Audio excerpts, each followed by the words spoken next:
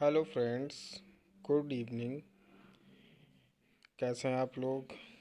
बहुत अच्छे होंगे। आज मैं आपके लिए साइकोलॉजी का एक बहुत महत्वपूर्ण चैप्टर बुद्धि यानी कि इंटेलिजेंस के बारे में बात करने जा रहा हूँ। चलिए, अगर आप लोग नोट्स बनाना चाहें तो आप हमारे इस यूट्यूब चैनल से इसको सब्सक्राइब करें, फॉलो करें और लाइक करें।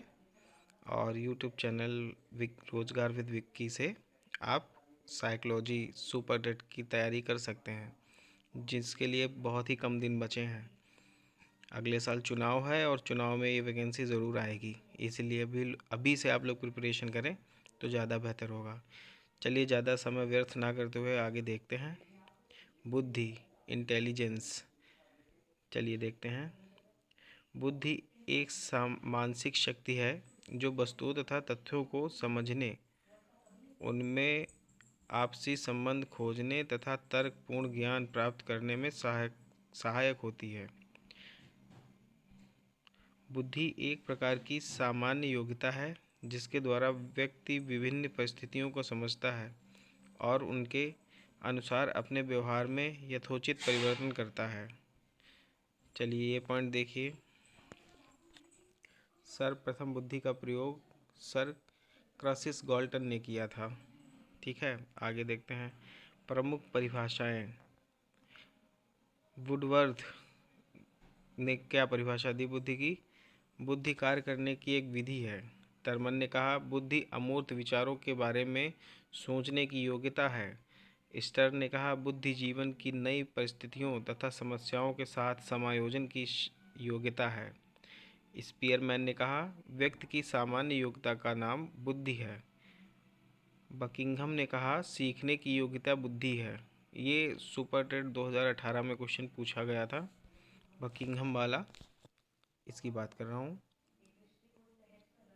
इम्पोर्टेंट है, अंडरलाइन कर लीजिएगा। आगे देखते हैं। बर्ट ने कहा बुद्धि अच्छी तरह निर्णय करने पर एक तर्क एवं तर्क करने की योग्यता है। चलिए नेक्स्ट देखते हैं। बैचलर ने बुद्धि की परिभाषा दी बुद्धि एक सार्वजनिक क्षमता है जिसके सहारे व्यक्ति उद्देश्यपूर्ण क्रिया करता है तथा समायोजन स्थापित करता है। गाल्टन ने कहा बुद्धि पहचानने तथा सीखने की शक्ति है। चलिए नेक्स्ट देखते हैं। बुद्धि की विशेषताएं। बुद्धि नंबर 1, बुद्धि जन्मजात शक्ति व योग्यता है। नंबर 2, बुद्धि विकासशील परिवर्तनशील योग्यता है। बुद्धि पर वंशानुक्रम व वातावरण दोनों का प्रभाव पड़ता है। नंबर 4, बुद्धि पर लिंग भेद का कोई प्रभाव नहीं पड़ता। नंबर 5, बुद्धि आयु और परिस्थिति के अनुसार बदलती रहती है। नंबर 6, बुद्धि इकाइयों का समूह है। नंबर 7, बुद्धि तर्क चिंतन कल्पना तथा स्मरण करने की योग्यता है। नंबर 8, बुद्धि समस्या समाधान की योग्यता है। बुद्धि व्यक्ति को नवीन परिस्थितियों में सामंजस्य करने का गुण प्रदान करती है। नंबर 10, सीखने की योग्यता ही बुद्धि है। बुद्धि के प्रकार। थॉर्नडाइक व गैरेट के अनुसार बुद्धि के 3 प्रकार होते हैं: मूर्त बुद्धि, अमूर्त बुद्धि, सामाजिक बुद्धि। थॉर्नडाइक व गैरेट के अनुसार मूर्त बुद्धि क्या है? इस बुद्धि का गामक स्थूल या यांत्रिक बुद्धि भी इस बुद्धि को गामक स्थूल यांत्रिक बुद्धि भी कहते हैं। इस बुद्धि का संबंध यंत्रों या मशीनों से होता है, जैसे कारीगर, मैकेनिक, इंजीनियर, औद्योगिक कार्यकर्ता आदि। अमूर्त बुद्धि, इसको सैद्धांतिक सूक्ष्म बुद्धि भी कहते हैं। इसका संबंध पुस्तकीय ज्ञान से होता है, जैसे शिक्षक, साहित्यकार, डॉक्टर, वकील, गणितज्ञ आदि। नेक्स्ट देखते हैं। सामाजिक बुद्धि। यह बुद्धि सामाजिक कार्यों में रुचि लेने वाले तथा व्यवहार कुशल व्यक्तियों में पाई जाती है, जैसे राजनेता, सामाजिक कार्यकर्ता, व्यवसायी। बुद्धि के सिद्धांत। किसने सिद्धांत दिए देखिए। एक तरफ सिद्धांत हेडिंग डालिए, एक तरफ प्रतिपादक डालिए। एक कारक या एक तत्व का सिद्धांत अल्फ्रेड बिने। द्विकारक सिद्धांत स्पीयरमैन। त्रिकारक सिद्धांत स्पीयरमैन। बहुकारक परमाणविक सिद्धांत थॉर्नडाइक। समूह कारक सिद्धांत थर्स्टन। प्रतिदर्श या न्यायदर्श सिद्धांत थॉमसन। बुद्धि का त्रिआयामी सिद्धांत गिलफोर्ड। बहुबुद्धि का सिद्धांत गार्डनर। त्रितंत्र का सिद्धांत स्टर्नबर्ग बुद्धि का तथा खा सिद्धांत हैव।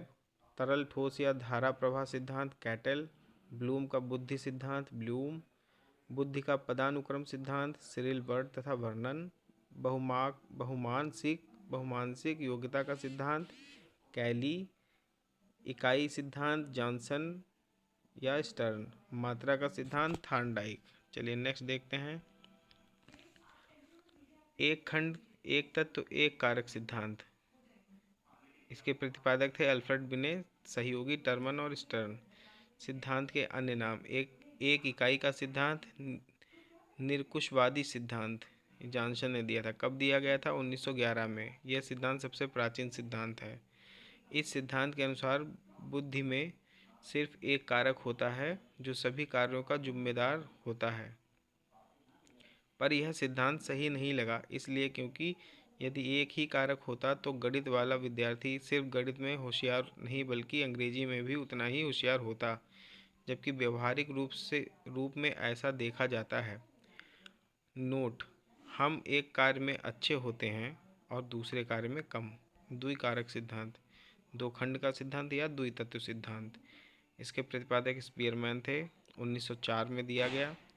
बाद में इस सिद्धांत में एक और तत्व जोड़ा गया जो त्रितंत्र सिद्धांत कहा गया। स्पीयरमैन के अनुसार व्यक्ति में दो कारक होते हैं: सामान्य तत्व जाकारक जन्मजात, विशिष्ट तत्व असकारक अर्जित। मनुष्य में एक सामान्य कारक तथा अनेक विशिष्ट कारक होते हैं। सभी विशिष्ट कारक सामान्य कारक से सहसंबंधित होते हैं। प्रत्येक विशिष्ट कारक एक एक मानसिक कार्य के लिए उत्तरदायी होते हैं, जैसे स्मरण कला, संगीत, कल्पना आदि। त्रिकारक या त्रितत्व सिद्धांत, प्रतिपादक स्पीयरमैन, 1911 में दिया गया।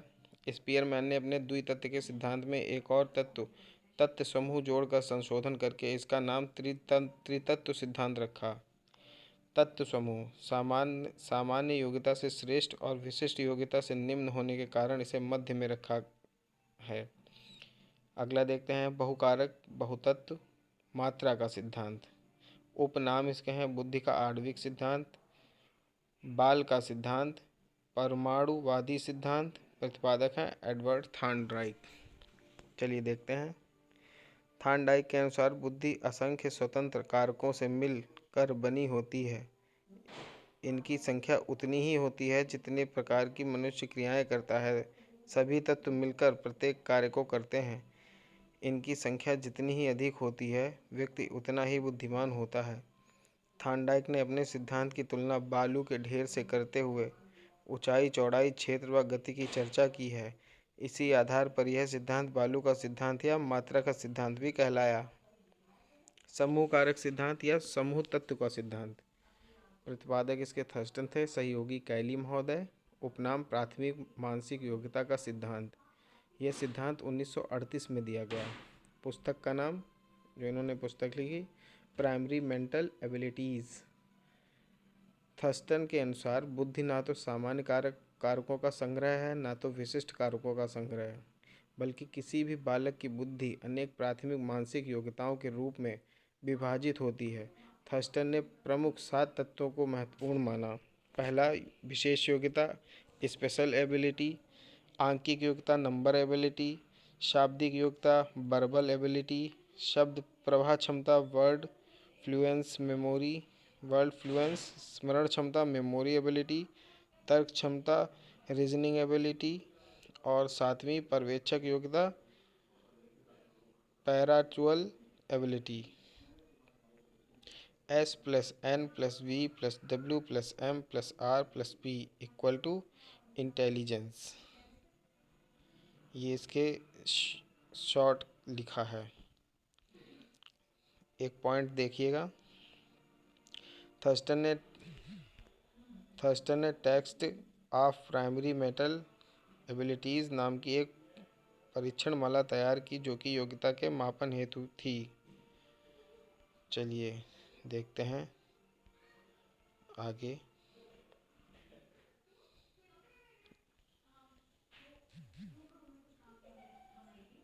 चलिए, ये वीडियो यहीं तक ख़त्म हो रहा है। ये वीडियो मेरा यहीं तक था। आगे और भी अगर आप इसका और फ़ायदा उठाना चाहते हैं, आप चाहते हैं कि हम सुपर टेट की अच्छे से तैयारी करें, तो मैंने इंग्लिश के, साइकोलॉजी के, हिस्ट्री के, हिंदी के खुद के नोट्स तैयार किए हुए हैं। अगर आप लोग कमेंट करके बताएंगे कि आपको मेरे साथ मिलकर तैयारी करनी है, तो मैं आपको ऐसे बराबर वीडियो देता रहूँगा। आप लोग चाहें तो मेरे चैनल को सब्सक्राइब कर दें और बेल आइकन दबा दें, ताकि आपको आने वाली वीडियो की नोटिफिकेशन मिलती रहे। आपका दिन शुभ हो। धन्यवाद। Good night.